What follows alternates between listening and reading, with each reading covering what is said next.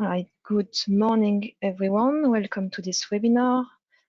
My name is Léa Dehaut. I'm part of ENTSO-E steering DP team. I hope you can all hear me fine. Otherwise, please don't hesitate to let us know via the questions or the chat. We'll present to you today ENTSO-E system need study. So this study was published back in August. It is not final yet because it will be submitted to a public consultation that will start by early November. So we welcome very much your comments today in this webinar and also during the consultation. So today we will start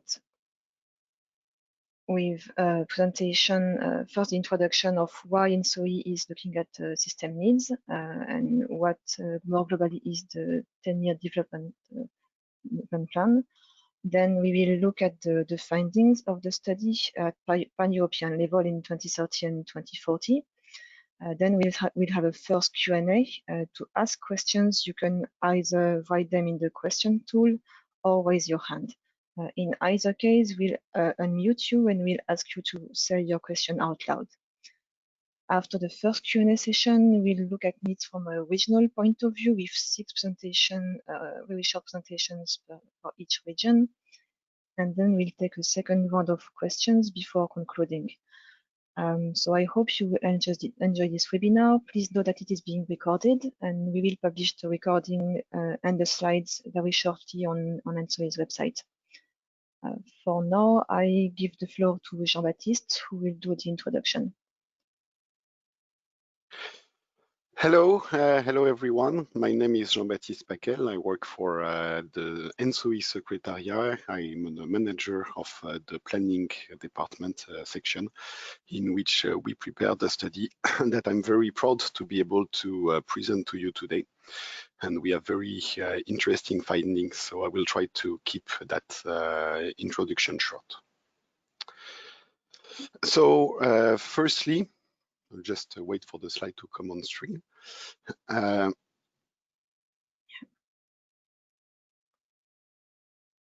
So why we are here? We are here to present you the system needs that ENTSO-E has identified. So it's an exercise that we do, part of the 10 years network development plan for electricity, which ENTSO-E releases every 2 years. In that exercise, per the regulation, and actually we have come further, in our opinion, than the regulation to look at that. Why are we looking for system needs? The system needs, quite simply, they are supposed to show where action is needed in the coming years to ensure continuous access to electricity in Europe and deliver on the climate agenda. So it's actually a quite simple question, but it's not so easy to figure out how to answer this question in a way that makes sense. And actually, what we call a way that makes sense really depends on who you are. And this is why we have done this study with 2 time horizons. It's the first time that we have gone actually to do 2 full studies for 2 time horizons. We are doing it for 2030, which is only 10 years from now, and for 2040, which is a bit more comfortable, 20 years from now, comfortable when you're a project promoter, because usually that's actually the time it takes to develop large-scale infrastructure projects. So 2030 is a very important study that we have run, and actually the people it is most relevant for are the investor, the policymakers, the regulators, so people who have to take no regret decisions. Where do we need to go next? Where do I need to focus my efforts? And also, where don't I have enough projects available to deliver benefits? The maximum benefits for Europeans. For 2040, you're looking a little bit further, and this is why we consider that this time horizon, 2040, is mostly relevant for project promoters. So we have noted here transmission, generation, storage, but actually for project promoters, really depending on the type of project that you have, you are looking at either of this time horizon. So this study is not a cost-benefit analysis. So cost-benefit benefit analysis comes a little bit further. We are actually going to publish it next month. This study is not related to projects. We are not actually considering actual projects in this study. We are looking at conceptual ideas. Where do we need to go next, to look next, to deliver benefits to Europeans? So how do we do this? Well, the general concept is that we are looking at economically viable interconnectors. So I've just told you that we are looking at where action is needed. I have not said action for interconnectors, and that's normal, but because we are looking at system needs for the overall electricity system. However, we are ENTSO-E, we have our models, and we are doing it with a feasible way, which is to look at where interconnector capacity becomes economically viable within a scenario. And when we find that, my colleagues Patricia and Andrzej are going to show you what we have found and how we did it. It means that there is at least one configuration that exists which would deliver more benefits to Europeans. So that's very important. Essentially, you put yourself into a scenario where you consider already a lot of developments, for instance, storage, and so on, and that is your starting point. So you have considered whatever you want to look into this scenario. For this edition, we have chosen a scenario that is a central scenario we use for the 10 years network development plan, and that is aligned with the national energy and climate plans developed by the member states, or at least the drafts that are available. You take that scenario, you consider how is the future going to look like. You also take you also take a starting point for the grid, and you consider, okay, is there a version of the grid that is reasonable? So that's why we use actually standard cost, and that would deliver benefits. And if the answer is yes, it means that you have to keep looking for solutions. It means that there is a need that exists. And you can use that need to explore new solutions, to propose new solutions, and also to justify solutions, because as we have seen, we are doing this exercise for a relatively short time horizon.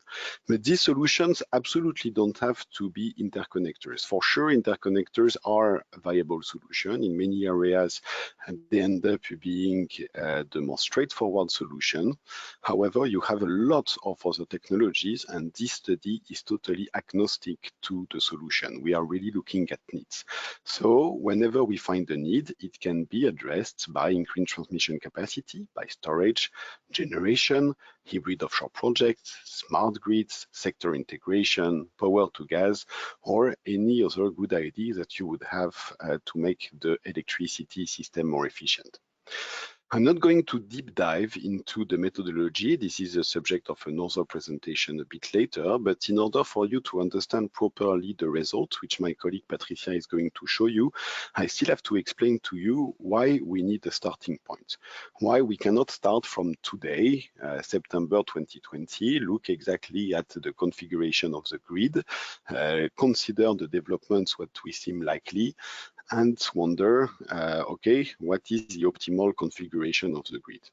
Well, the answer is too complex. So what you see on this picture is a typical optimization exercise. And as you see, depending on the area where you start, you actually reach a different optimum. With the methodology that you have chosen. So in this picture, it shows global optimum, local optimum, and maybe it's better. Well, what we are looking for is, of course, a global optimum, but it's also a realistic optimum. And we know that developing the electricity system is really a complex business that takes time, a lot of time at many different scales and levels of decision making. And this is why not all solutions will be feasible in the end. So by choosing a starting point that is as far into the future, yet as realistic as we can, we ensure that we find optimum that means something for policymakers, for investors, and that are not too conceptual. So we are looking for conceptual solution, but for conceptual solutions as realistic as possible. For this study, we have chosen, and you will have much more details about that because it's a very important point. We have chosen to start from the 2025 most realistic grid, so most expected grid, the developments that we expect. And when I say we, it's actually a big conglomerate of ENTSO-E, the TSOs, the NRAs, and we have involved some stakeholders. So we expect to be realistically there in 2025.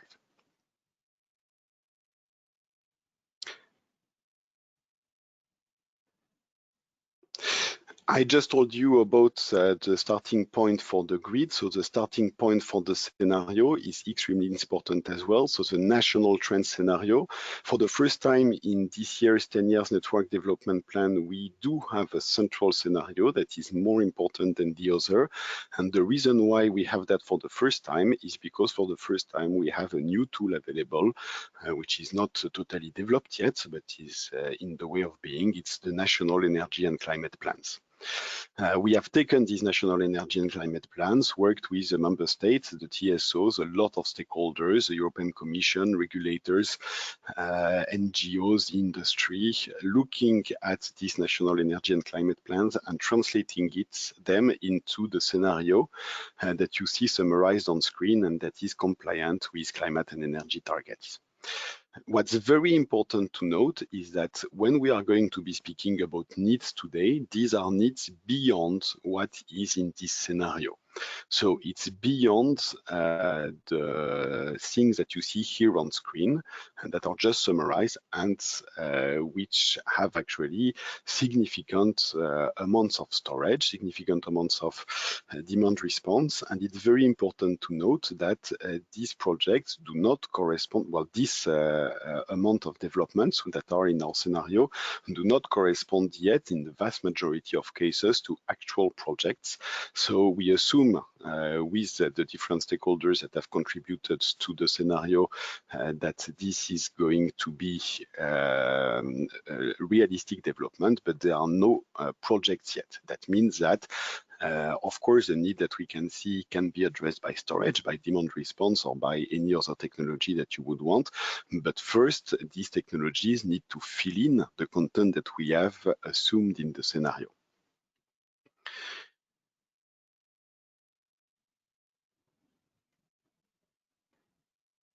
Yep, on the next slide.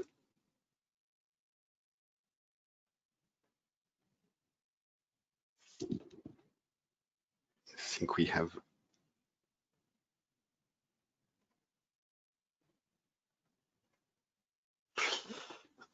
So the system needs, what we are going to show to you today, we have done this study. It was a very large study.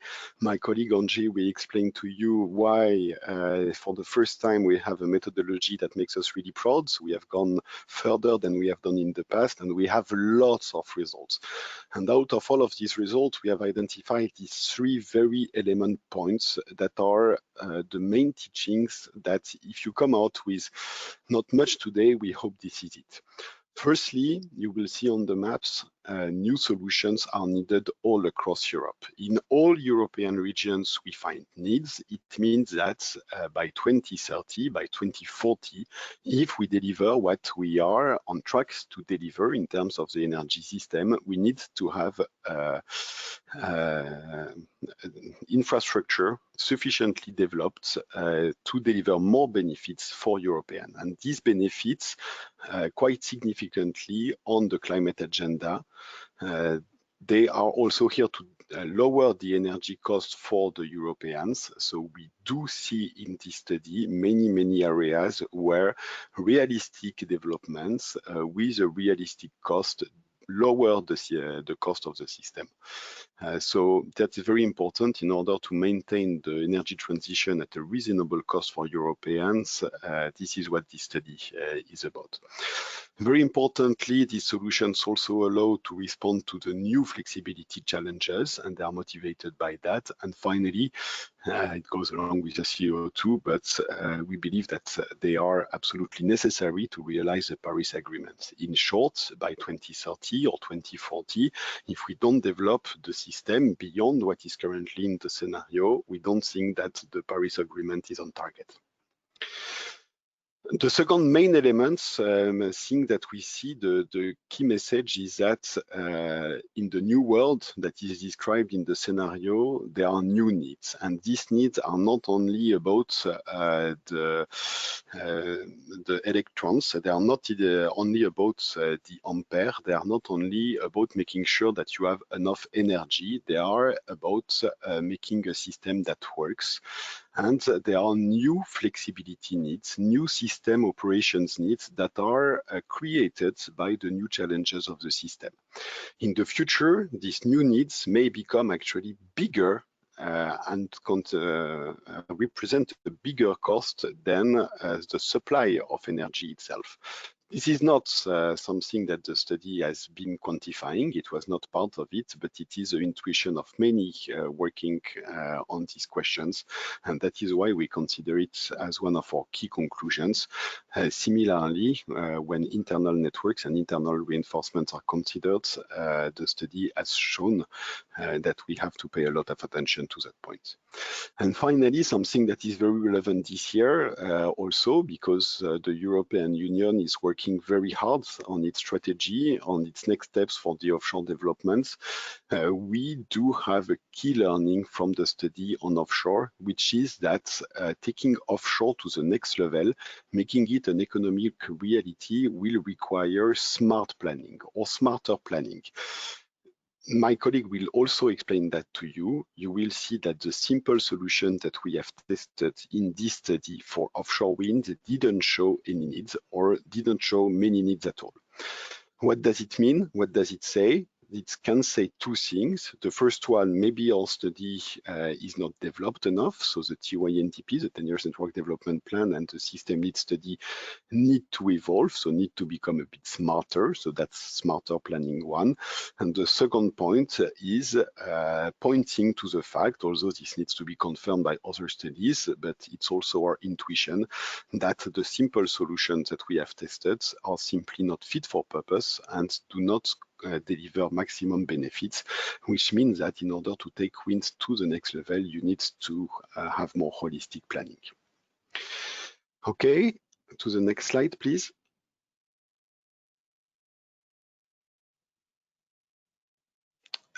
This study today that we are showing to you is a very important part of ENTSO-E's planning cycle, the European planning cycle for energy infrastructure. It all starts with scenarios that we have published at the end of last year. And this identification of system needs is a second step. We have published it in August. As Leah mentioned it in public consultation. The next step after publishing this study is the cost-benefit analysis, the analysis of projects and all the accompanying reports. So we have made a call for project. We have received project for interconnectors, for storage, and we have been assessing them. In November, in early November, we will be releasing the 10 years network development plan. It says October. We expect the first days of November or the last of October. And this is very important because it feeds the project of common interest process, so selection process, which is not held by ENTSO-E, but it's the European Commission, which is organizing this process. ENTSO-E is merely supporting it. And this is a project that can give a very important label to the infrastructure projects. Finally, I just want to mention very quickly how we have worked. The picture here is not faithful to the reality. We are much better organized than that, but the picture here clearly shows that Europe is not easy. Europe is difficult to make, and this that we present to you today, we are really proud that it's a real European product. It's not about European countries coming together and bringing each their little piece to make a whole. It's really about people working together. So we are organized in European teams where the competence of each and everyone participating are used where they are best used. We are not mini assemblies of every country represented for every task. We are really turning into a European organization that has prepared a real European product thought about by minds coming from different areas with different challenges, and we are really proud of that because it's not easy to achieve, and I want to take this opportunity to really thank the team that have contributed to that.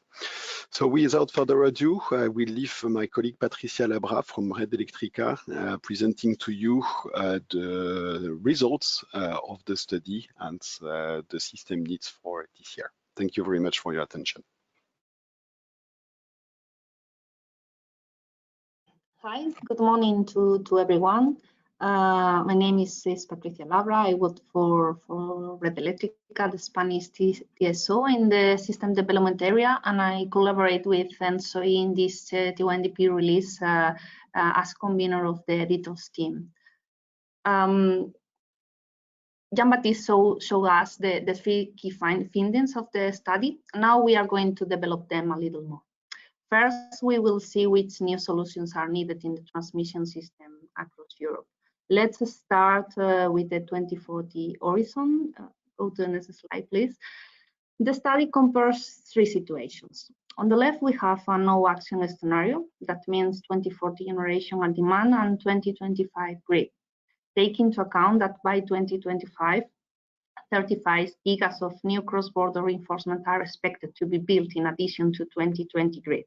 These are very mature projects, most under construction, and they serve as the starting point that Jean-Baptiste explained before for the 2040 analysis. On the right, we have a copper plate. That's the hypothetical exercise with an infinite network that allows flows free, but of course it has an infinite cost. Between them, we have an economic needs grid. It's built to obtain the needs based on in a socioeconomic welfare that compensates the assumed cost for the cross-border transmission capacity increases.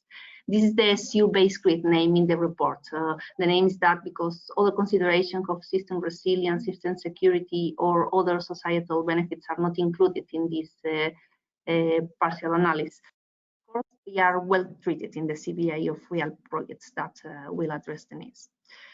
Then by 2040, 93 gigas on top of 2025 grid would be cost efficient, with an estimated annual investment of 3.4 billion euro per year, and they allow to reduce the generation cost for the system in 9.6 billion euro per year. Notice that it's almost 3 times the cost.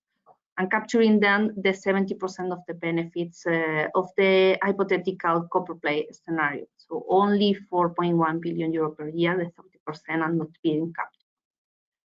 By 2030, in the next slide, 85 additional gigas on top of the 2020 grid would be cost efficient. Take into account that in 2030, the reference grid or the starting grid is the current grid in 2020, useful for the PCI purpose and because 2025 is too close to 2030. These 85 gigas have an estimated annual investment of 1.3 billion euro per year, and they allow to reduce the generation cost for the system in 4.9 billion euro per year. Notice that this time is almost 4 times the cost, and capturing also the 70% of the benefits of the copper plate. Which are the benefits of the resulting economic grid that we have just seen? The next slide. In terms of RES integration, the economic grid would allow to save 47 terawatt-hour per year by 2030 and 110 terawatt-hour per year in 2040, comparing with the no action scenario.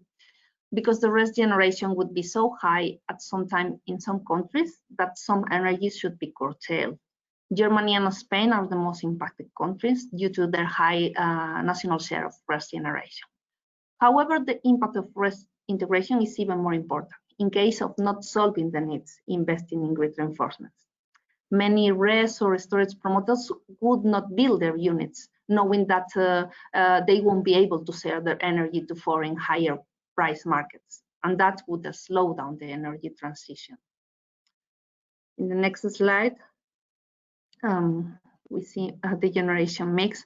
The economic grid allows that European countries exchange electricity to replace expensive generation with cheaper one. Otherwise, market integration would be altered, and that could result in splits between regional market prices. In 2040, the main drivers for the capacity increases are better access to regeneration and avoid curtailment, with the highest avoided curtailment energy in Germany and Spain, as I said before, but also Portugal and Sweden. That replaces gas mainly in Italy, Greece, and Poland. And in 2030, also regeneration, mainly in Germany, Spain, and the Netherlands, and nuclear generation, mainly in France, that replaces expensive thermal generation, in particular in Italy and Poland. And this change in the generation mix, go to the next slide. This change in the generation mix we have seen has a direct impact in the CO2. Over 41 million tons of CO2 emissions would be avoided each year by 2030. The methodology is focused in maximizing the socioeconomic welfare to all the system from the citizens' point of view. So the results are not optimal with regard to CO2 emission reduction. The CO2 is considered via the ETS CO2 price as part of the generation cost. However, the study shows that the ETS CO2 price of 28 euro per ton in 2030 and 75 euro per ton in 2040 are not enough to decrease CO2 emissions to an extent compatible with European climate ambitions. A sensitivity was performed with 100 euro per ton, which changes the merit order. The conclusion was that CO2 emissions would be reduced, but in addition, it implies the need for additional 24 gigas of capacity increase, which reduce CO2 emissions even more by reducing additional curtailments. So that, go to the next slide. Let's go on with the benefits related to market integration. Change in the generation mix we have seen has also a direct impact in the prices. In the no action situation, the cross-border constraints would lead to an average marginal cost difference of 35 euro per megawatt hour between bidding zones by 2040. You can see in the left figure almost everything in red, with price difference higher than 10. Meanwhile, increasing cross-border capacities, the economic grid, the map in the right, price convergence progress up to an average spread under 8 euro per megawatt hour. You can see much more cold colors in green and blue, some yellow also, but not everything is green. Remind that zeroing the price difference is not an objective in itself. Local conditions and grid development costs must be taken into account. In the next slides, we see the results for 2030. Where average marginal cost difference could be reduced from 7 to 4. I don't go into the details of this map because you will see more details in the regional presentations. So to the next slide, we have seen the benefits of the RES integration, the variation of the generation mix and impact on CO2 and the market integration with the price convergence. Let's see now which are the capacity increases resulting from the system needs study. First, we see here the cross-border capacity increases expected to be available by 2025. This corresponds to projects under construction or in the permitting phase, those mature projects, those starting grid we mentioned at the beginning. On top of that, in the next slide, we see the needs for capacity increases identified in the 2040 horizon. This represents the capacity increase looking at minimizing the generation cost and compensating the estimated investment of potential capacity increases. You can see the needs below 700 megawatts in blue, between 700 and 2 gigas in green, and above 2 gigas in purple. Again, in the regional presentation, you will see more details. So for all these maps, I won't go into many details, but I will say, for instance, that you can see high values higher than 2 gigas in some German and French borders, and in the Iberian Peninsula. And for the rest of Europe, values are generally between 700 and 2 gigas. And in the next slide, that shows the 2030 horizon, you can see also some high values higher than 2 gigas in some German border and between France and Belgium. The next slide. Yeah. The economic grid we have seen in these maps is just a depiction of the needed effective cross-border capacity increases.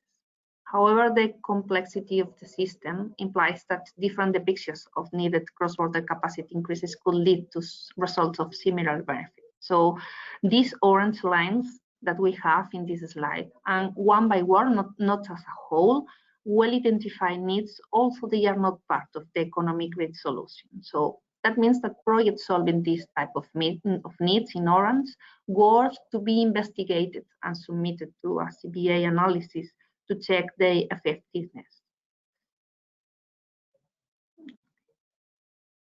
You will see more details in the regional presentations. Well, when I started, I said that the economic grid does not capture all the benefits a copper plate would provide. How to increase the benefits captured by the economic grid? Well, so transmission projects with lower cost and the estimated for the capacity increases could be an option, with a different location, with new technologies, or with additional benefits not captured, but the current system needs methodology. Those could contribute, but also there is room for other technologies, as Jean-Baptiste anticipated in the introduction: the storage, power to gas for the needs, for all the needs that we have seen, but also for the countries that we have with in this figure with dark purple or pink. I'm not sure which color you see in your screen. Which are countries that still have high curtailment in the economic grid. That is the result of the system needs study. While the copper plate must be understood as the maximal potential benefits that could be achieved by increasing cross-border capacity, these other solutions could take Europe even further. Let's jump now to the new system flexibility needs.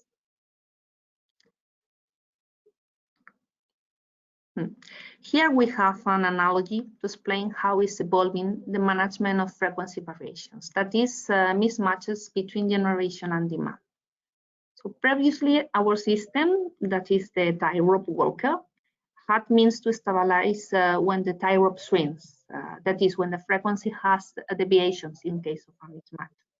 This means the stick, the balancing pole, are the synchronous generator units. Today, the synchronous generators are less and produce less. So the balancing pole gets shorter and shorter, and for the tie rope walker, the system, it's more difficult to reach balance. The inertia of the system decreases. In the future, it's possible that the tie rope walker, the system, has to deal with its role without the balancing pole. That is, the system will have very low level of inertia available. Then this system needs a study, analyze the system inertia trends. Go to the next slide. And here we have the duration curves of the system inertia for continental Europe in different scenarios.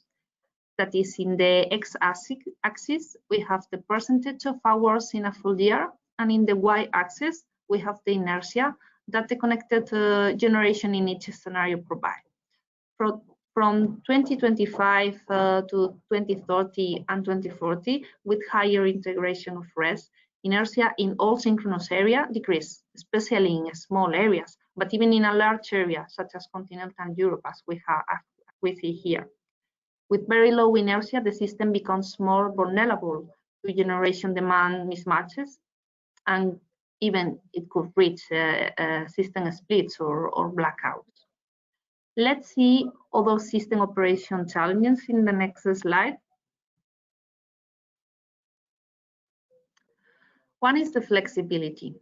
The variability in the power output of RES due to the variability of their primary energy resource must be balanced, including forecast output deviations.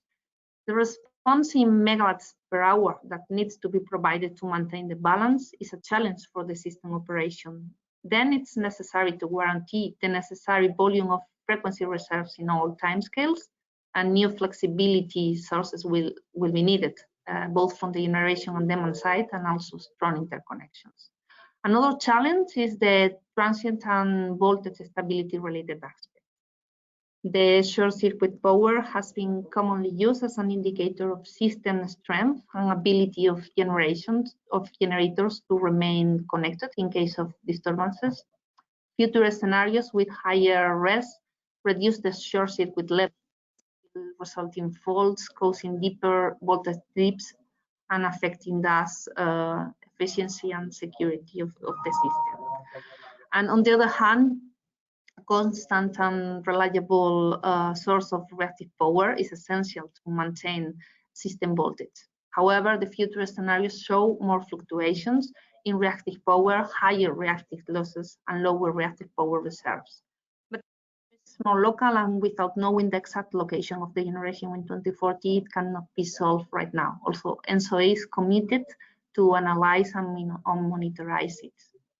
So, how to handle with these system stability challenges, how to adapt. In the next slide, we have some ideas.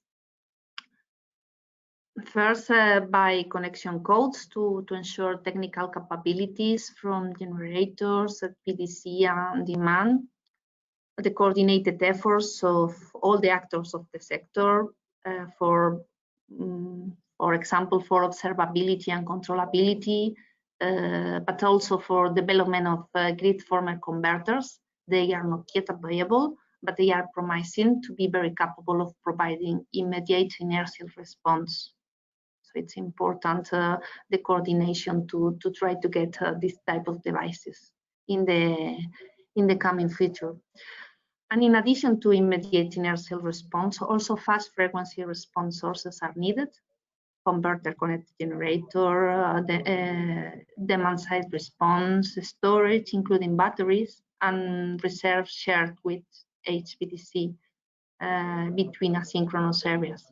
Also new roles for existing generation who would become service providers, and network investments, voltage supporting units, interconnection, and internal reinforcements that are better displayed in the national development plans, but please don't forget them, because they are very important. And in the next slide, as last point, we would talk about the offshore and develop this idea that taking offshore wind to the next level will require smart planning. Well, Europe has today around 22 gigas of offshore wind capacity, but the resource potential for offshore wind in Europe in several areas is very high. Furthermore, the cost of offshore wind has reduced a lot in the last decade, making it an attractive contributor to the Green Deal. In fact, the national trends scenario expects reaching 78 gigas in 2030 and 131 gigas in 2040.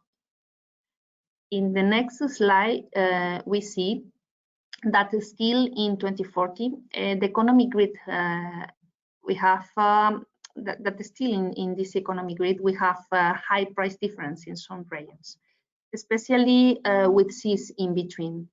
And it should lead to high infrastructure needs. But as we saw, we don't have so many offshore related needs. Why? Go to the next slide. In the system needs study, the wind and solar capacities are part of the scenarios. It means that the generation costs are an externality. The study didn't focus on the optimal connection of all types of generation. That's not the focus. And only the radial connection to shore was considered. So for that reason, the hybrid projects, that is the combination of interconnection and offshore altogether, were not identified. This means that the way we conducted the study don't reveal the needs we know exist. Clear that ENTSO-E has to improve the offshore modeling to better capture the needs in the future. Go to the next slide. However, the results of this study can be useful, merged with detailed information of offshore power plants. ENTSO-E didn't have that information this time. That will allow promoters to define new potential hybrid projects in the yellow areas that we see in the figure, or even adapt existing projects. And thus, we will have the first steps towards the future modular offshore grid infrastructure. The benefits of such projects, if they already exist, will be properly captured in the CPI performed in the TONDP process, because they will have all the information together, the links, the megawatts, the locations, and so on. But the point here that is that address properly the offshore grid and its needs will require smart, holistic planning and coordinated on and onshore grid development, combining the fields of grid and spatial planning, engineering, construction, and financing. That's all from my part. We have seen the result of the system need study. They clearly show that the economic interest of investing in cross-border grid to support the energy transition, but to get fully it, we need also internal grids handled in national development plans and all types of technologies and disciplines, both for reaching the climate objectives and allow a secure and flexible system operation. Thank you. Thank you, Patricia. So now we'll look into the methodology that we use to run this study. So Andre, please, you have the floor. Good morning, dear participants. My name is Andre Vok. As already Jean-Baptiste mentioned at the beginning, I'm from ENTSO-E Secretariat.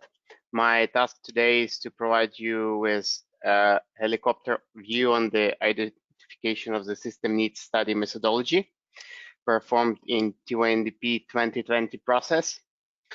On the first slide, you can see a short overview of the differences between TONDP 2018 and TONDP 2020 identification of the system needs study. As it can be seen, during TONDP 2018 process, expert-based European expansion study has been performed, and the classic NTC market model has been used. The market outputs then have been an input for bottleneck screening using network models. The additional studies that were performed were CUGTC study, no grid analysis, system stability analysis, expert analysis, and the detailed regional studies were also performed. During 10-year network development plan 2020, 2 automated expansion studies were performed using NTC model on 2030 time horizon and using zonal model on 2040 time horizon. It may sound very simple. However, such evolution is a major step forward in terms of technical consistency and advanced functionality for ENTSO-E. Especially, this is related to zonal modeling. Similar additional studies as in 10-year network development plan 2018 were performed during TONDP 2020. We can go to the next slide, please. On the next slide, you can see the identification of the system needs study process overview diagram. As it can be derived from the slide, the process starts with definition of input scenarios. In our case, these were central scenarios, national trends 2030 and 2040. Further on, scenario 2040 national trends has been clustered into smaller zones, grouped by generation and consumption of different regions, and the reference grid is being implemented. During a preparatory phase, the actual zonal model is being built. Equivalent capacities are being calculated taking into account the Kirchhoff mesh rules and zero balance flow corrections. Important point here is to make sure that the flows in the corresponding network model is coherent with the built zonal model. This is done by means of detailed analysis and root mean square deviation analysis. After preparatory phase, we normally have two models ready. The zonal model for 2040 national trends scenario and the classic NTC model for 2030 NT scenario. As the final step, the actual identification of the system's needs study is performed.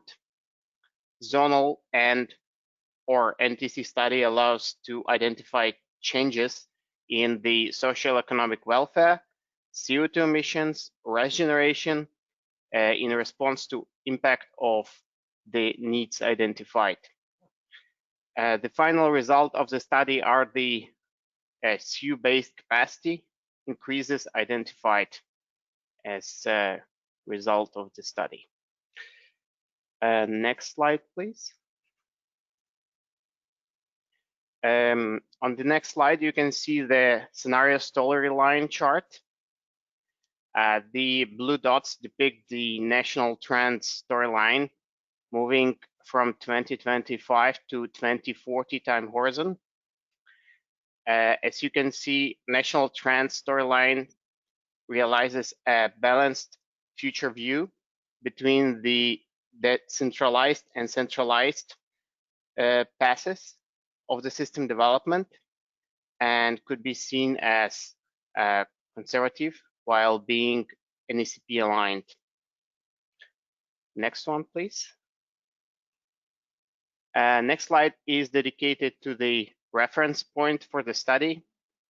This topic is quite important as the realistic and technically sound starting point ensures the quality of the study.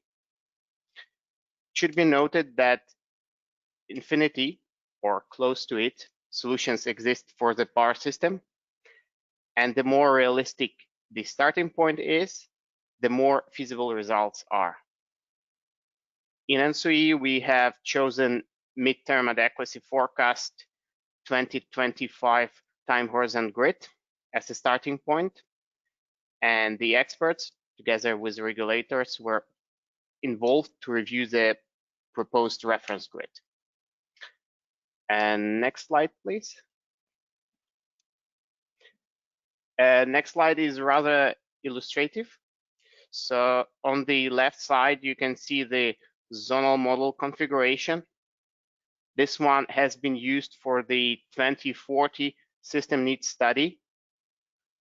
On the right, you can find configuration of the standard NTC market model used for 2030 system needs study. In general, zonal model uses approximately twice more zones than there are nodes in the NTC model on the right. Next slide, please. On the next slide, you can see the practical description of the market software tool used for the identification of the system needs study. It is Antares Simulator, a tool developed by RTE, the French transmission system operator.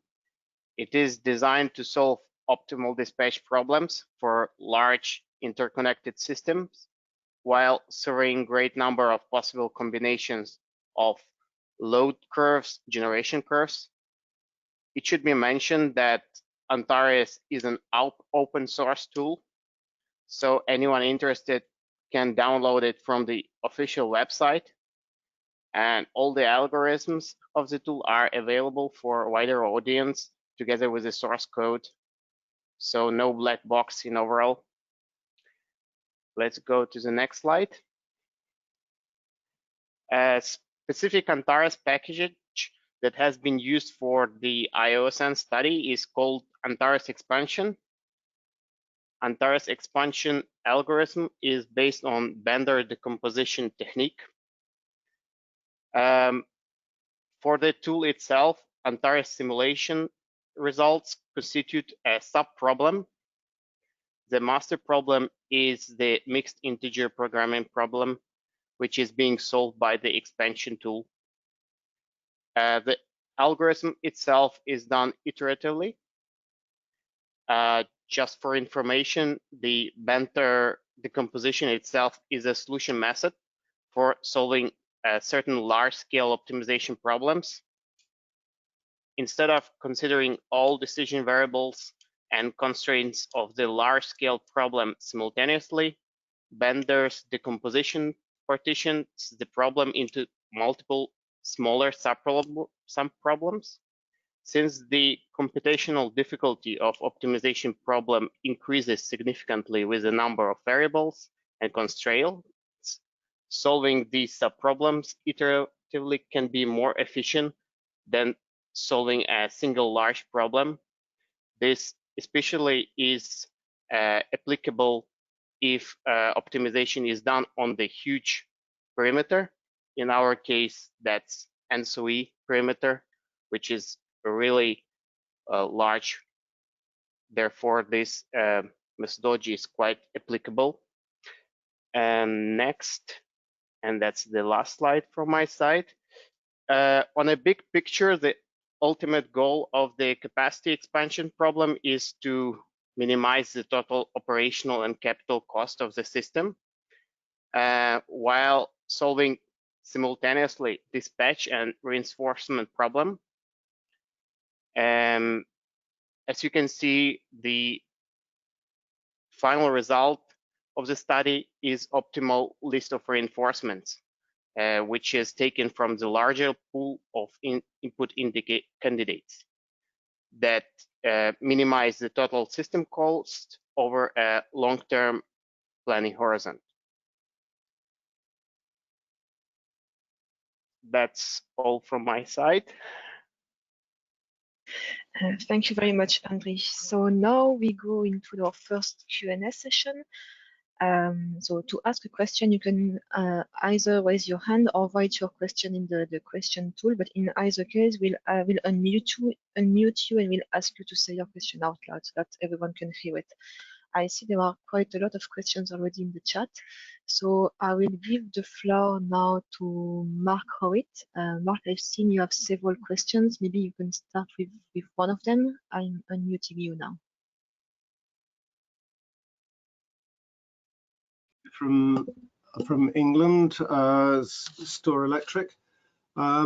I've noticed throughout all three presentations that you're looking at 2030, 2040 grid. You're not looking at the 2050 grid. And if you're not looking at 2050, then that means that there will be lots of investment into solutions that will fit in with the emissions targets of 2030 or 2040.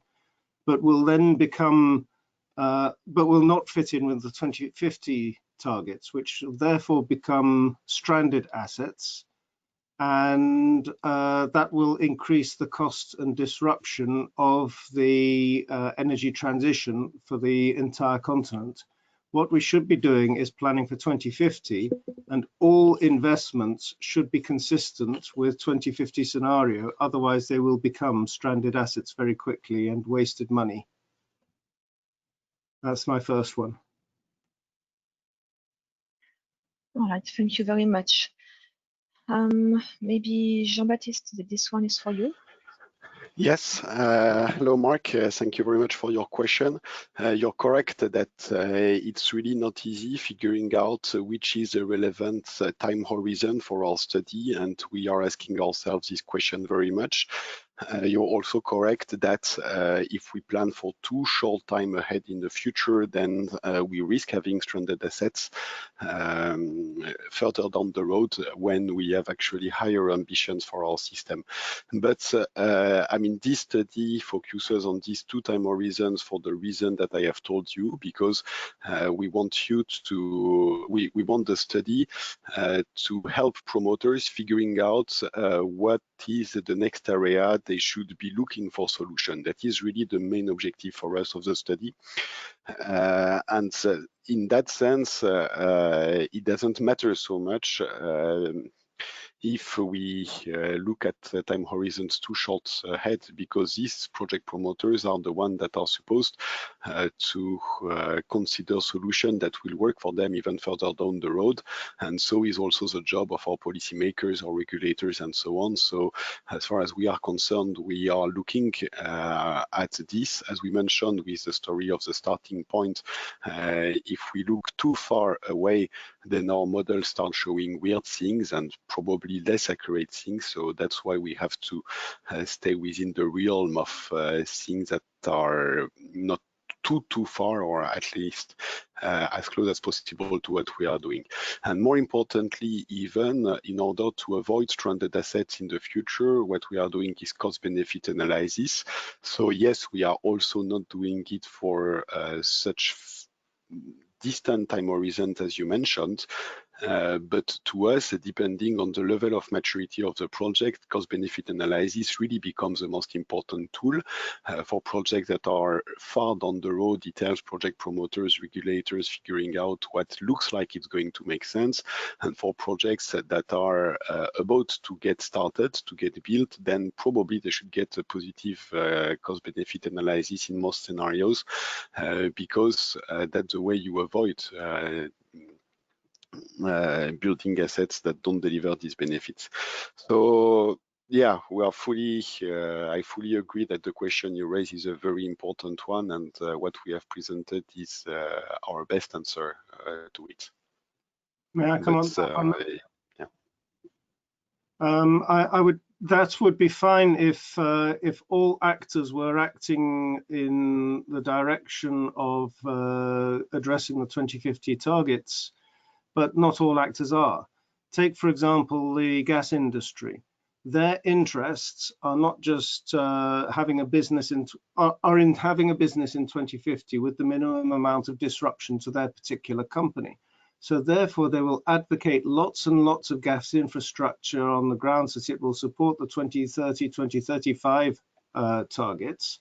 And then when this infrastructure has been invested, there will be a huge amount of lobbying to say, look, we've got all this infrastructure, you're going to leave it stranded, and therefore we'll either need lots of compensation or another few billion euros to be thrown into clean gas technologies, and then more billions of euros into more clean gas technologies. And so you'll end up throwing good money after bad because the scenarios against which you've evaluated the first projects are too short term.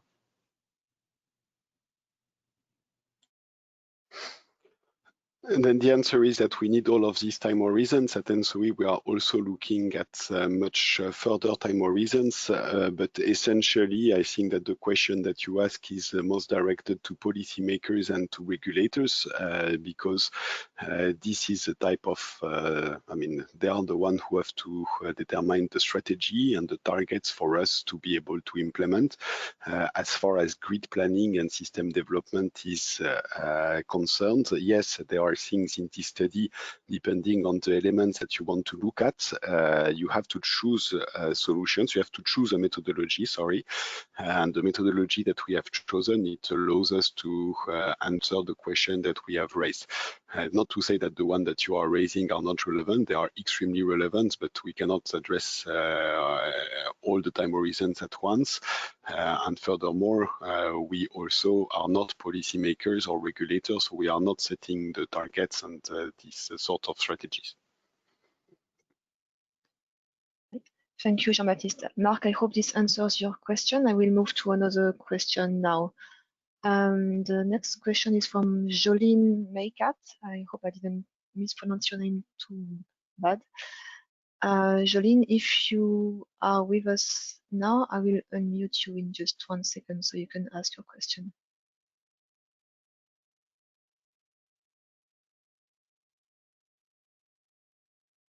Hello, I hope you can hear me.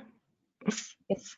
Go ahead. My name is Jolene from 50 Hertz from Germany, and I just wanted to ask that I discovered that there's no further capacity increase need discovered in the IRSN 2030 and 2040 for the interconnection between Norway and Germany. And I read in several other studies that such an interconnection would be economically viable in the long term. And I saw also in the reference grid there is one connection included, which is the NordLink with 1,400 megawatts. But beyond that, there was no further need indicated, even though I just saw that there's a high difference in the marginal costs also between the two countries. And I just wanted to ask if you could further explain that. Yes, thank you, Jolene. So who could take this question? Maybe Patricia?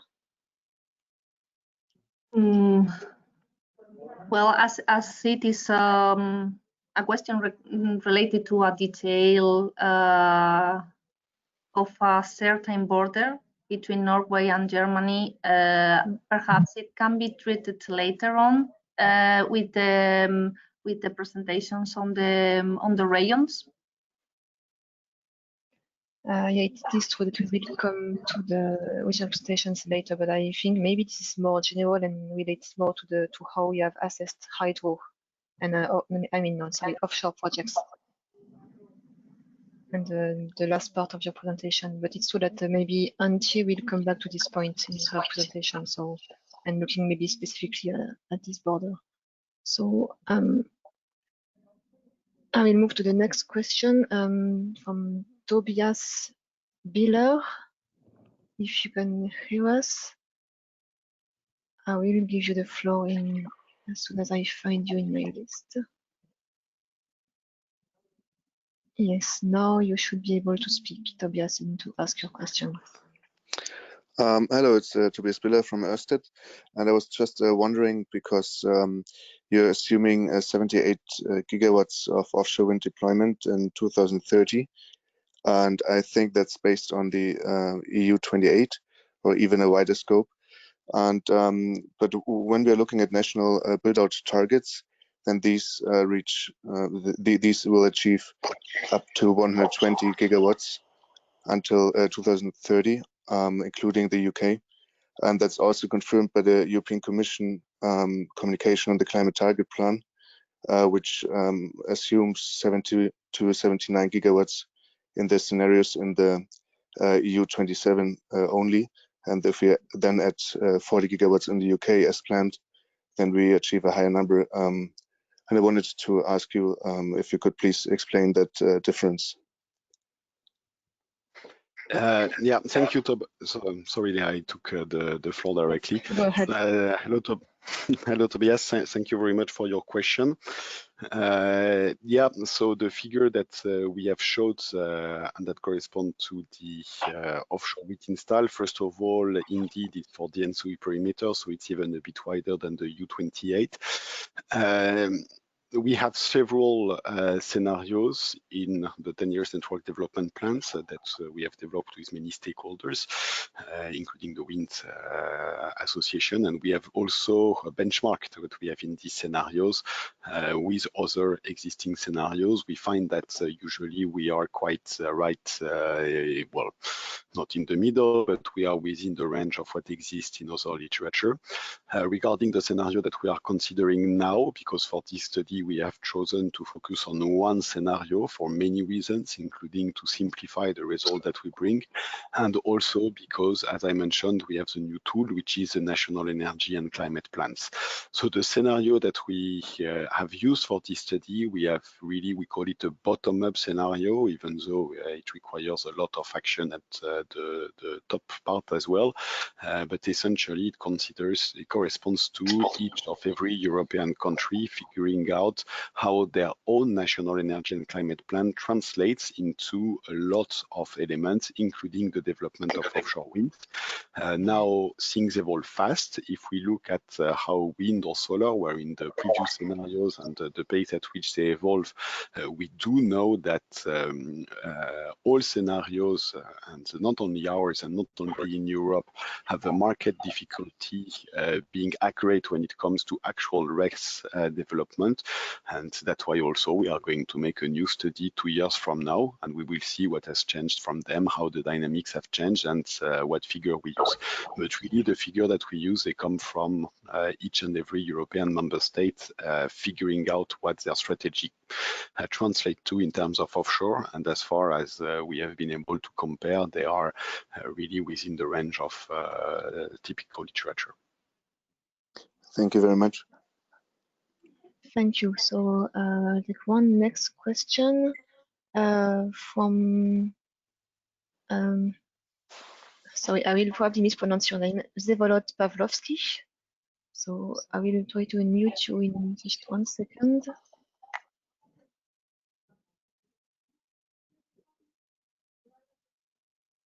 All right, you should be able to speak now.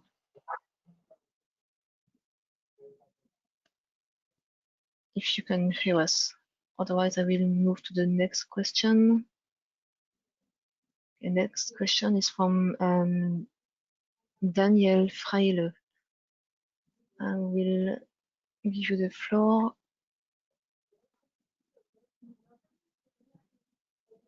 And Daniel, you can go ahead. Hello, do you hear me? Yes, fine.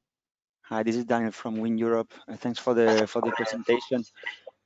I wanted to follow up on this topic of offshore, and I was wondering why you are excluding any, let's say, assessment of hybrid configurations. I mean, I heard what you said, and I read your report. What you said, you don't have the mandate as ENTSO-E to look for the optimal connection of generators.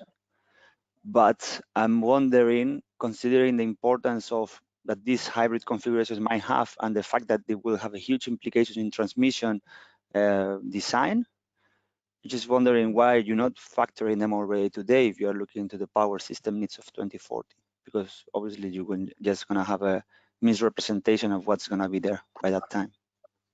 Thank you. Thank you. So who is going to take this question?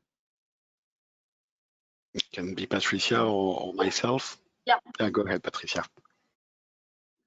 Yeah, well, so you're right, but as I commented, finally the study is quite complex, and this issue of the modeling the offshore has a very important input data related to the location of these offshore power plants.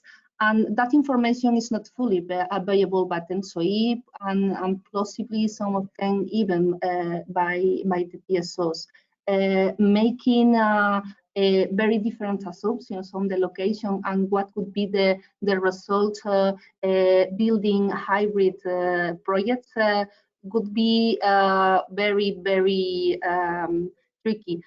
So here the hypothesis we took was that only radial connections to shore, but of course what we saw it was that it was not good enough, and for sure for the next release in 2 years' time, we will go on working on this, because we consider that it's something that we have to address properly.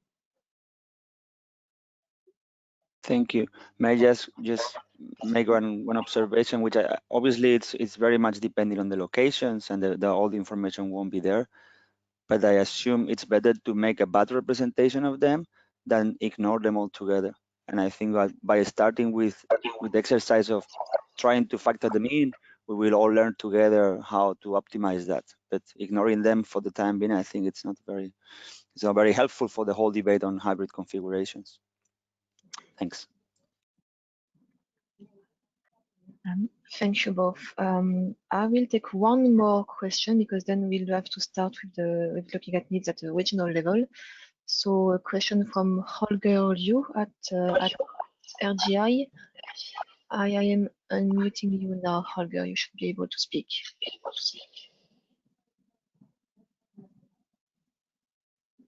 Holger? You can hear me now? Yes. Okay. Yes, go ahead. Yeah.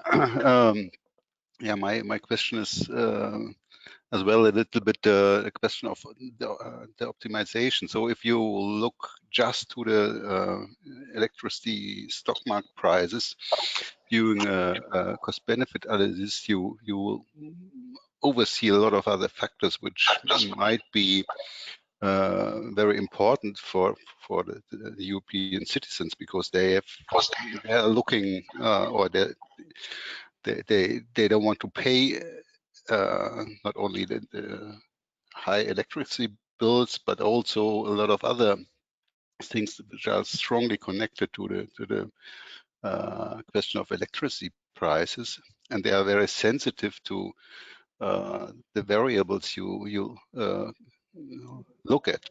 So there are a lot of interesting optimizations, especially if you take into account that the highest prices for electricity rise up in the highest load periods during the year. And you could use, at one hand, flexibility to reduce it. At the other hand, you can look for different sites to install renewable capacities. So what I mean, if you optimize just on the locations where you have the biggest full load hours with renewables, you miss the fact that there are a lot of hours where you could generate high benefits on other sides if your rest location is able to deliver energy when the big wind farms in the north are not able to produce. So there are a lot of optimizations from the socioeconomic welfare perspective, which are totally missed in the and what you do. And I'm totally aware that it's high complex to deal with that, and it might be not within the scope of what ENTSO had or should do, but it's from the European citizens' perspective, it's very important to have an eye or at least some sensitivities on that questions. Yeah. Yeah. Maybe I can take this one. Thank you very much, Holger, for this question. So essentially, what you describe is that you would be very interested in a study that shows what is the optimal somehow system in Europe, all things considered. And unfortunately, as you mentioned, it's very complex, and mostly it's not what we are doing. We are not looking for solutions in this study. We are merely proving that solutions can be implemented. We are demonstrating that solutions exist and that people should be looking for them. So what you describe, for instance, shaving peak load or placing renewables in a way that makes sense with regard not only to their production but also to demand and so on. So this is thing that the market, that the industry, that anybody should go around and look for, that NGOs can discuss and figure out what is the best thing. What we are doing is taking a scenario, and this scenario, once again, is very important that it's aligned with the NECPs, because that tells us this is where European countries want to be in 2030, 2040. After we take this scenario, we test one standard solution. And this standard solution is the interconnectors with their reference price. And that's just the way to prove that taking the scenario and the grid configuration that we assume has a good chance of being there not too far away from now, then there is a better configuration. And yes, it's economic. We are taking it as our main driver because this is the way the result shows the most steady. Money is a very contingent system that has been used for this reason by mankind for a very long term. Yes, yes, there are many externalities that we don't see in the study that we should also focus on, could also focus on, but this is not in the scope of what we have done. We can also not produce studies that deliver tens of thousands of types of results. We need to bring clarity to people reading our material. So this is also a part of the reason of why we are focused. But really, we are not looking for solutions here, and people should take these needs and say, oh yes, and there is a way to do things better in this area by this time horizon, and maybe this can be done by shaving some peak load, for instance. Yeah, thanks for that. And yeah, I have another question, but maybe we leave it here and going on. Yes, thank you, Holger. So now we'll have to move to the second part of this webinar, which focuses on needs on the regional level. So the first presentation is on the Northern Seas region. So Antje, you have the floor. Okay. Good morning, everybody. My name is Antje Orts. I'm leading the regional group Northern Seas, and you can see the countries included in this region indicated in yellow on this map. So it's 9 countries from Ireland to Norway, and in the south to France, and in the east to Germany. Yeah, so what are our main challenges? They are indicated on this slide. Yeah, as everyone else, we also want to reach the Paris climate goals and the related decarbonization requirements. They lead to fundamental change of energy generation and demand. So in short, it's energy decreases, but electricity uses increases. So we can see in our region that we have an increase of the variable renewables from a share of about 1/3 today to 54% by 2030 and 62% by 2040. So while the capacity of nuclear and coal, the shares, they drop to 3% and 9% by 2030 and 1% and 6% by 2040. Today we also have, they all have 1/3 each. So Germany, France, GB and the Netherlands have announced coal phase outs. In Belgium, it has already been completed. So we will see a sharp fall by 2030. So, and you can imagine that this changed generation portfolio, of course, results in changed flows across the region. But we are lucky, so we have a huge potential of renewables, which we can use to compensate for that. And that's also the next word, the next bullet point, which is offshore. We are the region with the highest expected offshore development, which is between 85 or 90% of the complete European offshore capacities in the national trend scenario. And it's also around these figures in the other 2 scenarios. So I can only invite you to read detailed chapter in our report where we describe the developments per country and scenario, where we describe the potential basic design concepts and describe also a bit the limitations of this study, which you have already heard of this morning. We also describe a bit operational challenges, which we can see today's, for example, on the island of Ireland. So that's nice. We have the Irish colleagues testing the serious situations already today for all of us, because we always see the impact of these variable renewables and less inertia in the system sooner or later. And on the map, you can see all the projects which have been submitted to the TYNEP, which are crossing the Northern Seas water. So they are indicated in yellow, and we also have cost-benefit analysis there, having them all or not. Then we say, of course, that flexibility is challenged. So we have less inertia, but more variability. And we are also a region which is good in already today applying smart sector integration solutions. Also on this, we can invite you to read a chapter on smart sector integration per country. There are already many studies and projects going on in the 9 countries around the Northern Sea. So it's nice reading. Yeah, and of course, this study then comes with proposals for needs and corridors where infrastructure could be enhanced. So next slide. Yeah, you have seen this before. We have the projects which are in the reference grid, so which will be there by 2025, or at least we assume they are there for rather sure by 2025, and you can see the needs by 30 and 40.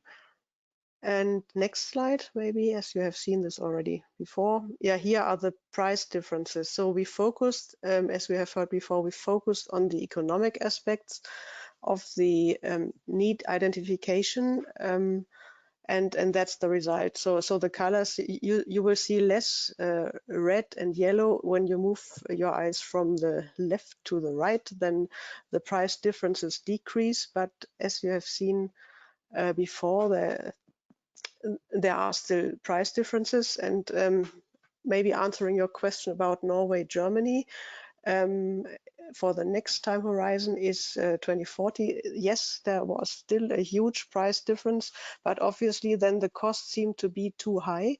But we also were kind of a bit wondering why this is the case. So costs were higher than benefits, therefore there was no project identified, but there were issues with hydro modeling, and we have only used one climate year, and maybe that was not the best climate year to represent completely the benefits of connecting the hydro system to the continental system. So there might also be some shortcomings. Next slide. Talking about benefits for these scenarios related to 2030.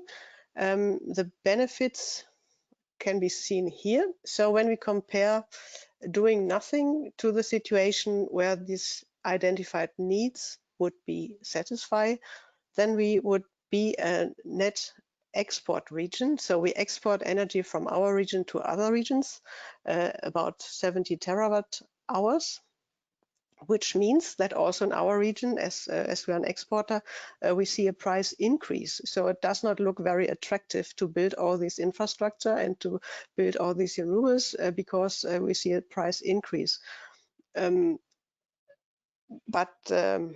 However, the marginal price differences between the countries, they reduce. And we contribute to the 60 million ton CO2 savings for the whole of Europe, while we also see a slight CO2 increase in our region. So it's kind of the price we have to pay, is the entry ticket we have to pay to enter the next decade, because when you go to the next slide, then you can see in the 2040 time horizon, things get better. So we're still an export region, but now we see a huge reduction of the marginal price. So it would, if we would do nothing, I remember we would go up to 70 euro per megawatt hour, but now we reduce the price average for our region by 17 euro per megawatt hour. And then we see on average also 28 euro per megawatt hour reduction of the cost spread between our countries. So we also have more aligned cost between ourselves. We see less curtailed variable renewables, so which is wind and solar. And we see finally also now a CO2 emission reduction. So it seems our region is a kind of bit of a motor to for some other regions in Europe. And so looking, and the optimization has been done for the whole of Europe, and that's why maybe first we will pay a bit, but then we all will gain by this exercise. Next slide. Yeah, and here you can see the projects which we will investigate in the next phase, in the cost-benefit analysis phase. And you can also, if you compare this map to the map from the TYNEP 18, you can see that some projects have changed the color. So this means they have advanced in their progress, and yeah, the results will then show also for the other scenarios how good the projects are. And there you might also find a connection Norway, Germany. You can see then, no, you can't, because there is not another project, if I remember correctly. But you can see, yeah, the benefits of the single projects assessed for all three scenarios. Thank you. So if you should have questions, look for this report. There are many answers. And if you still cannot find the answers, you're always welcome to write a mail to me. Thank you. Thank you, Antje. So now we'll move to the Baltic Sea region. Michael, please, you have the floor. Yeah, hello everybody. Here is Michael Haidt. I work for 50 Hertz Transmission in the Department of Strategic Grid Planning, and I am the convener of the regional group Baltic Sea. Yes, I would like to continue with the next region, the regional group Baltic Sea. It means mainly the Nordic countries are included, the 3 Baltic countries are included, Poland and also Germany. What are the region's key messages for its evolution are? It's mainly climate goals and requirement for decarbonization. They will lead to a fundamental change of generation demand, and the change would trigger changes in the power flow across through the region, and we will have a dominant power flow in the direction from the north to the south. On the second point, there is a rapid expansion of both onshore and offshore renewables, and also the decommissioning of nuclear power generation in Germany till 2023. Potentially it's planned in Sweden till 2040. And also I would like to highlight the German coal phase out till 2038. It will also trigger onshore and offshore infrastructure development. Flexibility is challenged, however, also the smart sector integration will be part of the solutions, mainly also in line with the EMIP PCI corridors, and hydro resources could be made better used as flexibility sources.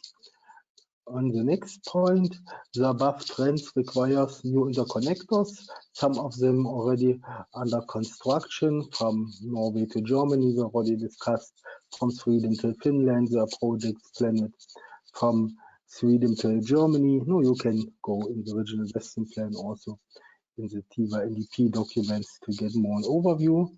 And this new interconnectors will help to for further integration of renewables, to increase the security of supply. And also another important point at the end, I would like to mention the Baltic synchronization. The 3 Baltic countries will be synchronized with the continental Europe. It's planned to have it by 2025, but also the security of supply will need to be further enhanced to ensure the synchronization. Please go to the next page. Yes, I also would like to show you the differences in marginal cost of electricity for 2030. You can see on the right side, there's an example where no investment planned after 2020. In the middle, you can see the difference in marginal cost in case of economic needs till 2030. It means an economically reliable grid development as analyzed in the IOCN study. And on the right side, you can see the difference in marginal cost if you reach the portfolio what's planned in projects till 2030. It's to get an overview about development. Yeah, and the next one, it's one of the main outcomes of the study, the region's capacity needs. On the left side, you can see the capacity increase assumed in the reference grid till 2025. And to show the outcomes, the picture in the middle show the capacity increases between 2025 and 2030. And to show the next time point on the right side, you can see the capacity increases between 2025 and 2040. And you can go in your border can see which capacity was analyzed. The next point, the Baltic Sea region's capacity needs here show as the main outcome for the time point 2040. On the right side, again, you can see the economic needs till 2040. Also, border per border, you can see the capacity which would be necessary to have an economic reliable grid development. And on the left side, you can see the benefits. The main benefits of certifying identified capacities are up to 50 euro per megawatt hour reduction in marginal costs. We can reduce, we can reduce the curtailed energy, and also we have a strong reduction in CO2 emissions. And increasing of capacity at the borders would have significant impact on both on the electrical power system and also on the society. Please to the next page here. And at the end, I would like to give an overview about the regional group Baltic Sea's portfolio. You can see on the right side the map of the Baltic Sea regions with different projects. You have a clustering in projects in permitting, planned but not yet permitted. We have projects under consideration and projects under construction. Also, you can see border per border or inside of your country which projects are mentioned in the TIWA NDP 2020. This project is based on the TIWA NDP 2020, and the projects will get in CBA analysis, and the outcome of the CBA analysis will be available in a few weeks in line with the TIWA NDP package, which will be published end of October. And also you can compare the results of the IOSN analysis and also can see per project the outcomes of the CBA analysis. Yes, thank you very much for your attention. I hope I could give you an overview about the regional system needs from the viewpoint of the Baltic Sea region. Thank you very much for your attention, and in case of any question, I am available today or also later by email. Thank you very much. Thank you, Michael. So now we'll move to the continental southwest region. Fernando, you have the floor. Thank you, Lion. Good morning to all. So my name is Fernando Batista, and I am currently the convener from the continental southwest region. And I will present the main findings from the region that includes Portugal, Spain, and France. The presentation will focus on the main challenges that the region will face in the next years, the needs identified by the OSN study and the benefits for the region, the identified economic grid, and at the end I will present the projects that will be assessed into NDP 2020 from the region. So one of the most relevant challenges in the region is the change in the generation portfolio for the next years. So we will be having the scenarios already show a transition from the thermal to renewable generation, including a partial phase out of nuclear in France and a complete phase out of the coal in the Iberian Peninsula, in Portugal until 2030 and in Spain until 2040. So in the national trend scenario, we'll see the total share of RES of nuclear in terms of installed capacity will decrease from 27% in 18 to 10% in 2040. The share of coal and gas will be reduced from 27 to 88%. And in the other end, the RES, the share of RES in the installed capacity will increase. The wind will increase from 17 to 31 and solar from 6 to 31 between 2018 and 2040. So another issue on the region is regarding the isolation of the Iberian Peninsula and the interconnection ratio defined by the European Commission. So the goal of the target for 2020 was to reach 10%, and for Spain, Spain will not reach that target. The current target or the current value is expected to be around 6% this year. If you apply the ratio to the Iberian Peninsula, the ratio will be only 2%. So also the targets for 2030 was 15%, and some of the countries in the region will not fulfill that target with the current planned projects. So the development of new interconnections will be needed, and those interconnections will need to take into account the costs and the benefits of the projects. So the next slide. So the RES integration will be also a challenge for the region. So in T1DP 2020, with the scenarios from T1DP 2020 and the OSN study, you see a large amount of curtailed energy in the region. So considering the no action grid, the curtailment could be around 83 terawatts in the region. With the economic grid, the curtailed energy will be reduced. And if we go to a situation with a Cooper plate, so without any limitations of the grid, we will still have some curtailed energy. So this means that the solution for the RES integration will not be unique. It will not be only the development of the grid. It will be a mixture of internal and cross-border reinforcements, storage, power to gas, and other solutions. So due to the large amounts of solar energy in the Iberian Peninsula, that is mainly located in the south, you will have new power flows from the south to the north that are different from today's flows. So relevant internal reinforcements and cross-border reinforcements to export to the continent, to the rest of Europe, will be needed to export that energy.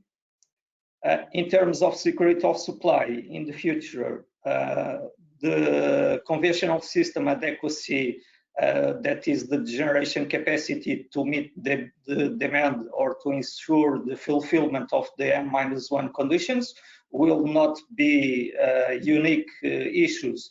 Issues like flexibility, dynamic issues, system inertia, and demand-side response will gain more importance in the security of supply for the next years. The next slide, Leah.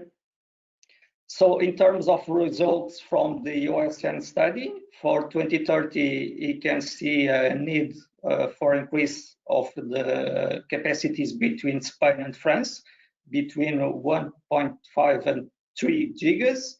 And for 2040, you see a benefit of increasing capacities between Portugal and Spain of around 4 gigas, and between Spain and France around 5 gigas. So these benefits, these increases of capacities, considering the no action grid and the economic grid, will bring a benefit for the region. So a reduction of the generation costs in the continental south region of around 500 million euros per year, a cost spread reduction on the borders between Spain and France of around 15 euros per megawatt, and between Portugal and Spain around 10 euros per megawatt hour. So the development of new reinforcements will allow an integration or a void of energy curtail of around 37 terawatt hour of energy. And also the increases will allow a reduction of 2.5 million tons of CO2 per year in the continental southwest region. So in the next slide, we are presenting the projects that will be assessed in T1DP 2020, will be assessed by a CBA methodology. So you have some internal projects in the region to connect new hydropower plants and new solar, specifically in Portugal and Spain. You also have new interconnections between Portugal and Spain, 1 interconnection, and 3 new interconnections between Spain and France. the Biscay Gulf project, Navarra Landes, and Pyrenees Atlantics and Aragon. We also have a third-party project, BRITIB, that will connect Spain, France, and Great Britain. Also in the region, we have 7 storage projects in Spain that will be assessed in TYNDP.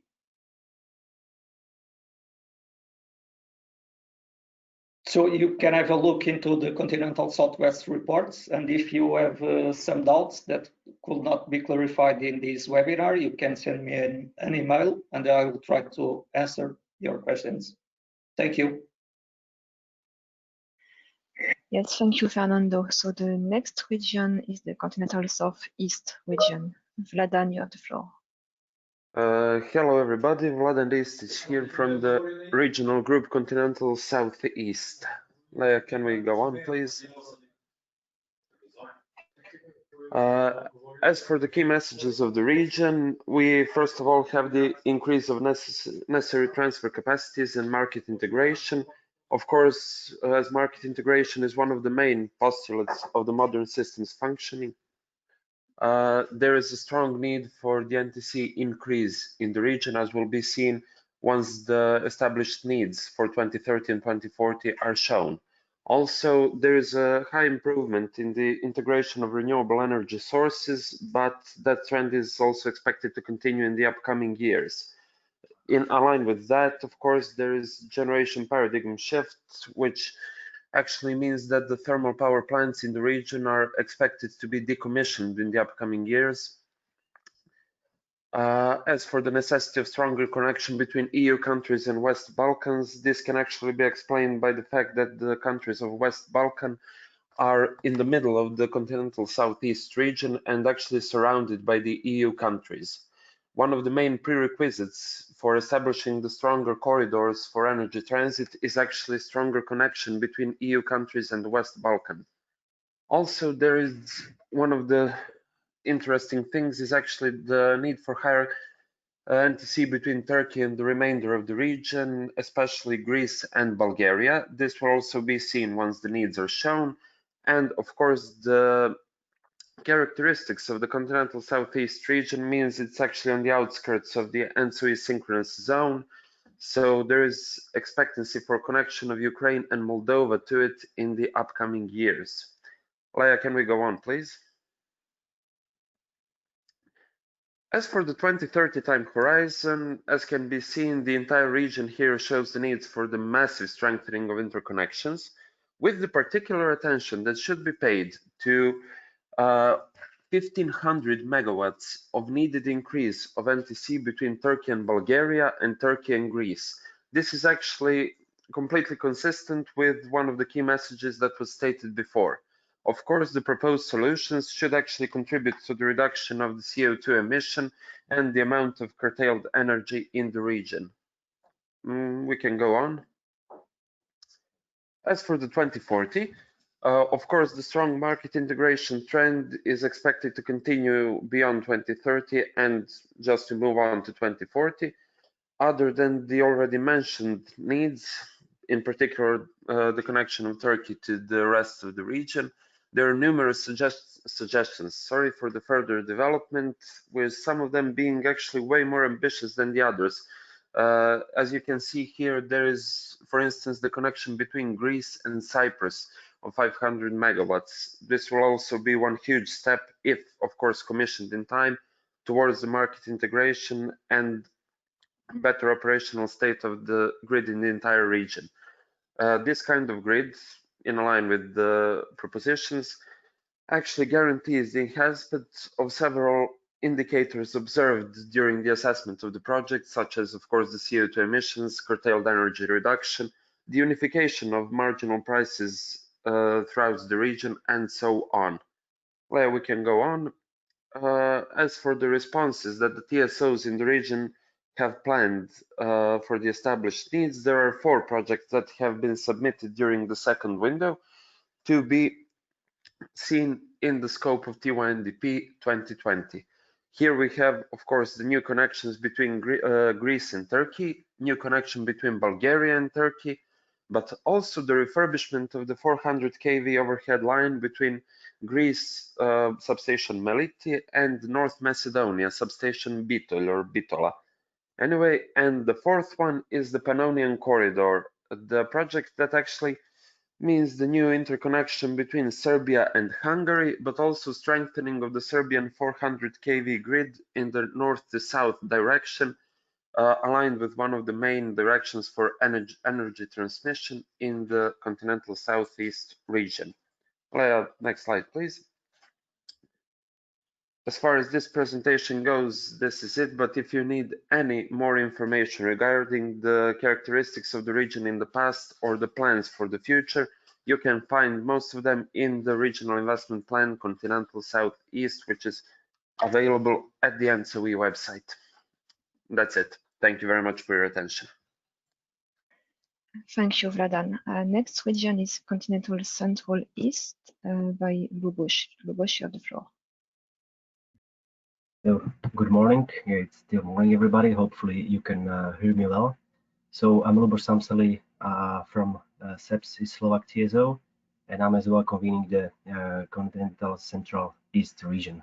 So in this couple of minutes, I would like to guide you in a nutshell through the regional investment plan of CCE. So at the beginning, some main drivers which affect mainly the CCE grid development. Then what does it mean for the future grid? So which are the needs we identified and would like to solve by grid development? Then identified future capacity needs. And number 4, as we are TSO, how we would like to cover these capacity needs and turn them into the real projects. So the next slide, please. The first and the main, let's say, driver we affected our grid development is generation mix change. The first main driver is the fulfilling the European Union climate goals, as we set integrated national energy and climate plans by 2030. So what does it mean is massive forest integration. Then as well, the CC members do have the different national energy policies in their countries. So here mainly the nuclear and the fossil one. And this not affect only the amount of the generation of particular technologies, but as well the generation location. So as you switch to the different type of the generation, you switch as well to the other location, and it pushes, let's say, or it means that you have a different load flow pattern, and you have to build a robust grid. 3 pictures which are supporting what I'm saying. We have the RES generation at the very left, the middle is the nuclear one, very right is the fossil one. At the left, you see that each country is increasing the renewable energy sources. The mid one, you see the different energy policies regarding the nuclear one. So countries which are increasing, the Poland, Hungary, Romania, Slovakia, Slovenia. No change in the nuclear policy in Czech Republic and Austria and Croatia, and complete phase out is in Germany. On the very right side, you see, let's say, as well the different energy policies regarding the fossil fuels power plants. Okay, the next slide. The next driver, which is not covered in these scenarios, in these 2 NDPs, is enlarging the synchronously connected Europe. In the very right map, you can see what can affect us in the future. So it's the Baltics, which was already mentioned by Michael in his presentation, and as well the synchronous connection of Ukraine and Moldova power plants. Now we know that there are the studies ongoing, and this will be purpose for the next 2 NDPs. And what does it mean for our region is that by connecting or synchronously connection of these countries, the energy flow patterns, or so additional export or imports may affect our region, and as well the development of the grid.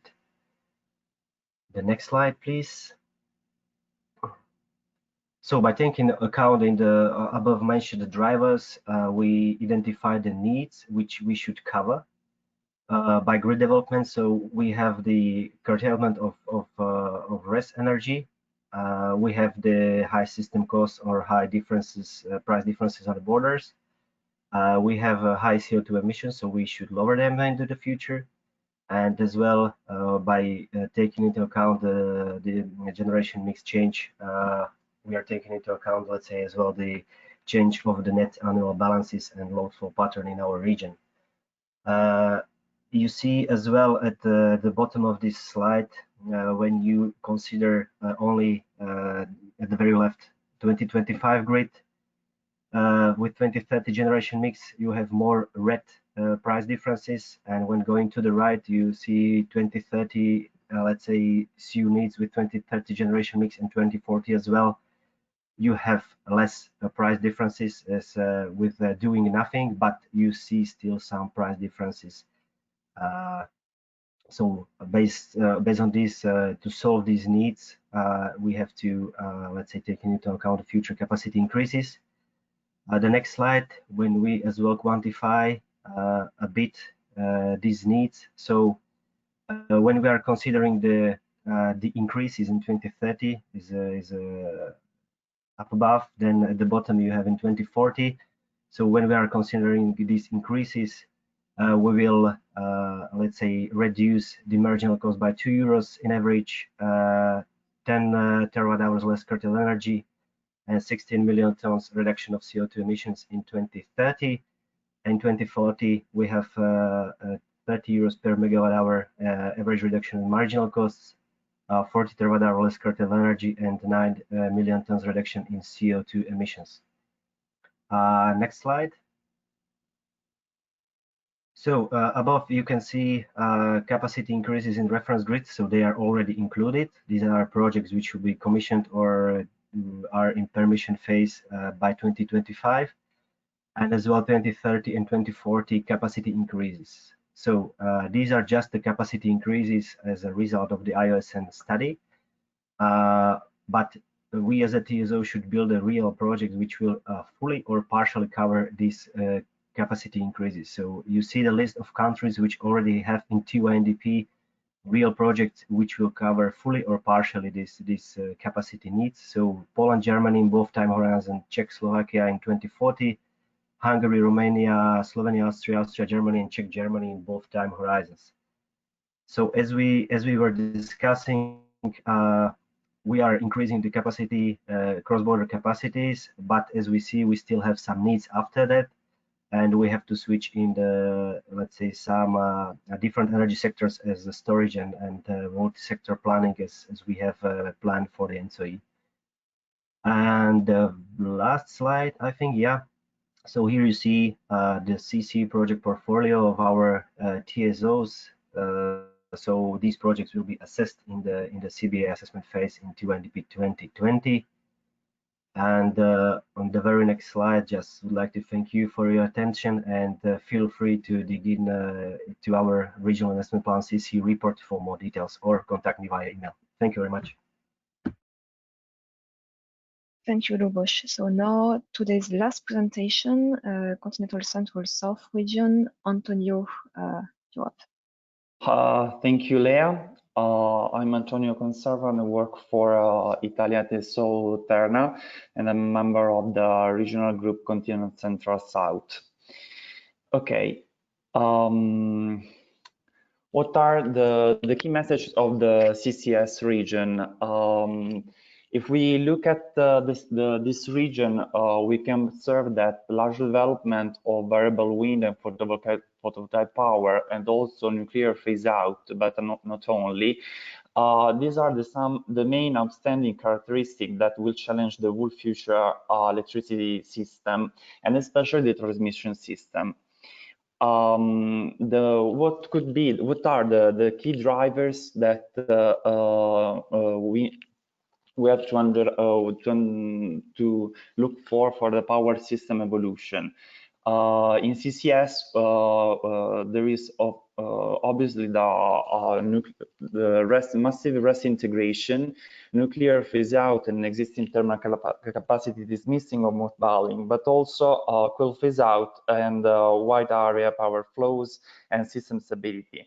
This of course is not exhaustive, but that can be the sum of the main drivers that characterize the region and if we go to the next slide, can understand us what could be the challenges to be faced. In this regard, if we look at the results from 2030 scenarios, looking at the situation of the grid that does not evolve beyond 2020, we can observe that the region is characterized by very high price differences between each market areas and many bottlenecks between market areas and also inside the areas. Third, but not the last point, insufficient threats integration, which can be observed with the high values of curtail energy. All these challenges that we have to face can be confirmed remarkably if we look at in 2040 results. Next slide. Thank you, Leah. If the grid does not evolve beyond 2025. Indeed, we can see that the same market spread observed in the 2030 are much higher, over 10 euro megawatt hour, and also the curtail energy, which means high needs of RES integration are which characterize this region. Another point very important for us is the system flexibility issue, which the hourly residual load ramps express the need of further integration of transmission capacity. If we go next, the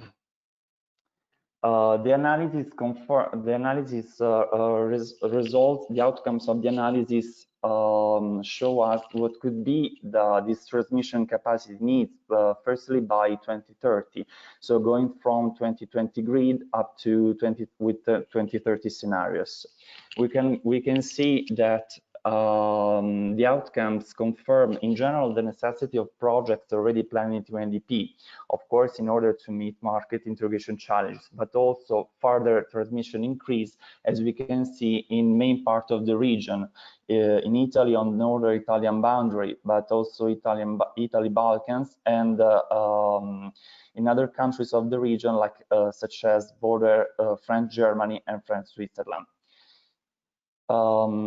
Looking at 2040, looking at 2040 scenarios, starting from the 25 grid, there are, in addition to the previous results, we can observe further capacity increase that needs to be investigated and to face the system challenges we see in the previous slides.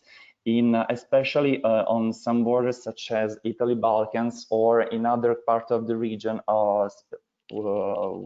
like French Switzerland borders. But in general, we can see that the capacity increase are higher if we look at to 2040 time horizon. Okay.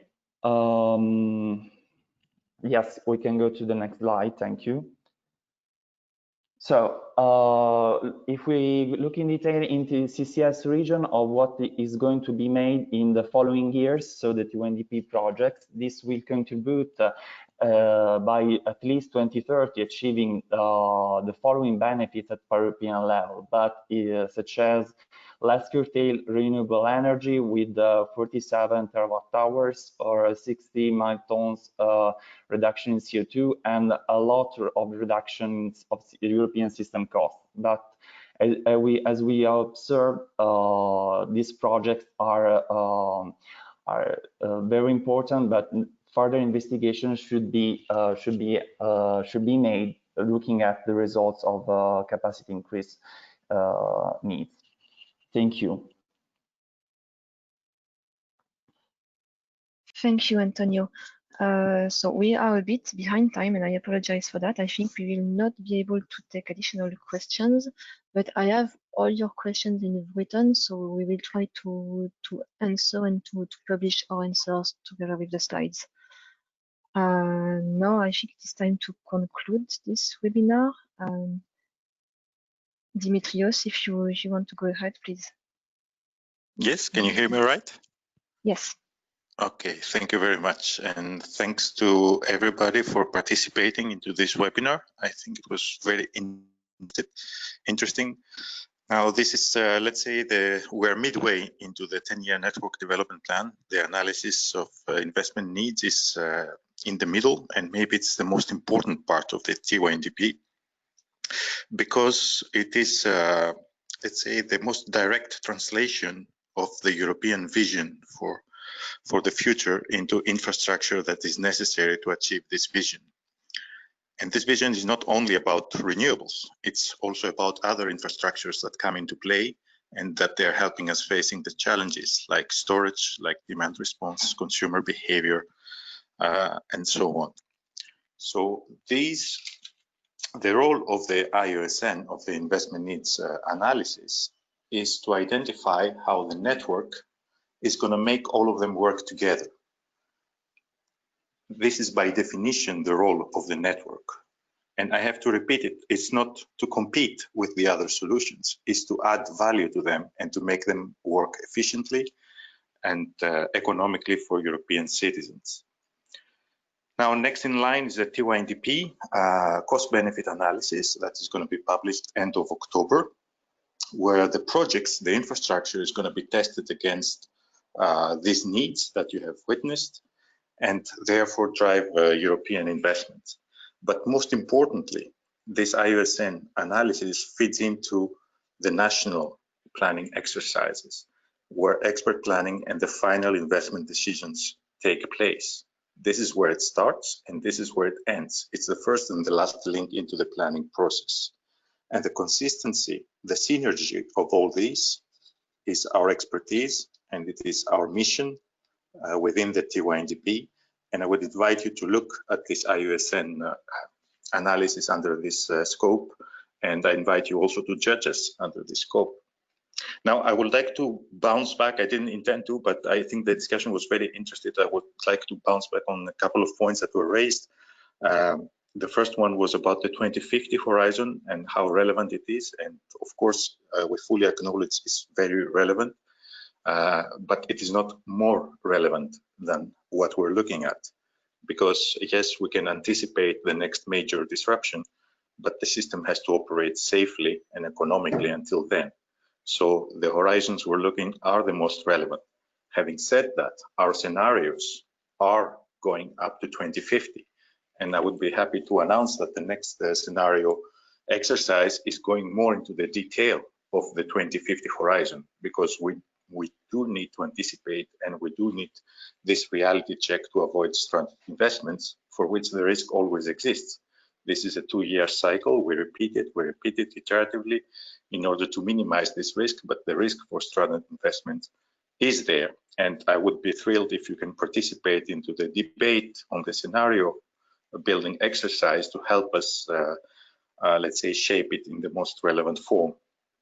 The 2030, the low targets on the offshore renewables, it's also related to that. Yes, compared to what we see as projections now, we're quite low, but we as TSOs, whenever we do the IOSN study, we have to rely on hard data, on hard policies. That was at the time of the study what was the truth in quotes, and this is what we have used. Of course, it's going to be updated when the new version of the National Energy and Climate Plans are out, but we're still running the risk in a couple of year times to be here and repeat the same arguments based on obsolete data. This is a risk, again, we cannot avoid, but we cannot also put other projections out there for the IOSN study other than confirmed policies. Of course, our other scenarios that are to give further light into our studies are there. They are much more ambitious. They are much more in line with what you see now as national policies. And of course, this will come together in the end in the TYNDP. And the last thing about the offshore, because I detected a lot of interest, just to clarify there, the fact that hybrid projects are not there, it doesn't mean that they are not needed. The reality of the matter is that the hybrid project has not been part of our toolbox when running the study. However, the need there for infrastructure still persists. You can see the marginal price differences. And if a hybrid project appears in the TYNDP, it's going to be tested against the CBA, the cost benefit analysis, and there it's going to be revealed whether it is relevant for this region or not. The IUSN, we do not judge projects, we do not judge project designs, we just use them in order to derive the analysis. So by no means we say there is no need offshore. It's just we did not identify network reinforcements relevant to these needs because our toolbox did not include any other designs or because of other reasons. I mean, this is something we have to investigate and we'll do it in the future. I do apologize for taking more time than I have planned to close. I just wanted to raise these few points. I would like to thank you all for your participation and thank particularly the teams, the hundreds of people that have worked for this investment needs analysis. And I hand it back to Leah to close the webinar. Thank you very much. Yes, thank you. So thank you all for attending. We would very much like your feedback. So if you could take just 1 minute to answer just a brief question by scanning this QR code and just giving us any comments you have on what was good or bad or how we could improve, that would be much welcome. I will just leave the QR code on the screen just for a few more seconds, just in case you would like to give some feedback. In any case, we will publish the recording of this webinar and the presentations on the tundp.entso-e.eu, probably in the few coming days. And if you have any other question or would like to contact us directly, you can send us an email at tyndp@entso-e.eu. You can find the address here. Now I thank you very much again and have a good rest of the day.